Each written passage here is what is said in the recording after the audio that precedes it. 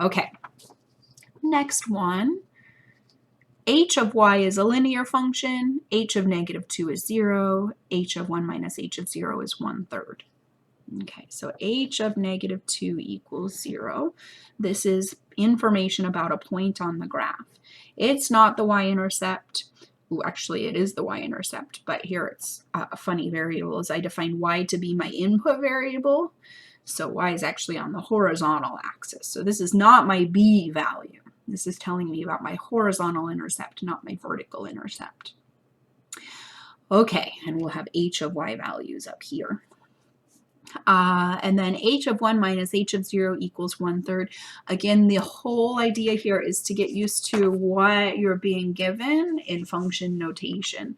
So if I'm told that h of 1 minus h of 0 equals 1/3, I should immediately look at that h of 1 minus h of 0 and say that's the difference between two y values, two outputs. And again, in this one, our y values are actually horizontal. So this is the difference between two outputs, otherwise known as rise. So this statement is telling me that my rise is 1/3.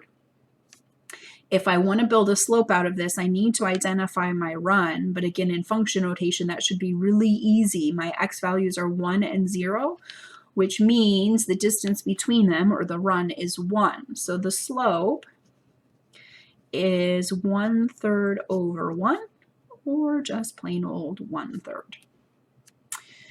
Okay, now if I want to finish finding the equation for this thing, so far I've got h of y is equal to 1/3 y. Again, I know this probably bugs the heck out of you using y for my input variable, but it's totally legal to do that, and we want to make sure we're not too attached to y always being output and x always being input.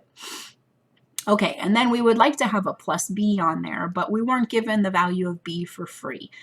We were, however, given a point. So we can use that point in a couple of ways. One way is using point-slope form. The other way is we can actually just stick with slope-intercept form and solve for our b value. So let's see, on this one, I think I'll show you point-slope form, but I will try to make sure in another example to show you how you could stick with just plain old slope-intercept form and not have to switch back and forth.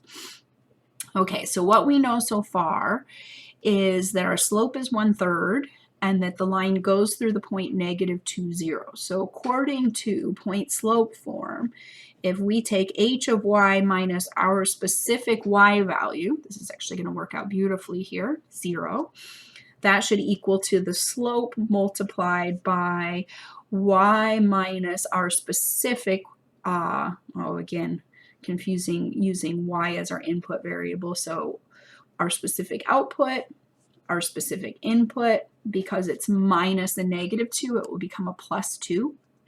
This one's really easy. We don't even have to add anything over. We just get h of y equals 1/3 y plus 2/3. So I'll go ahead, since I started writing this over here, and fill it in. 1/3 y plus 2/3.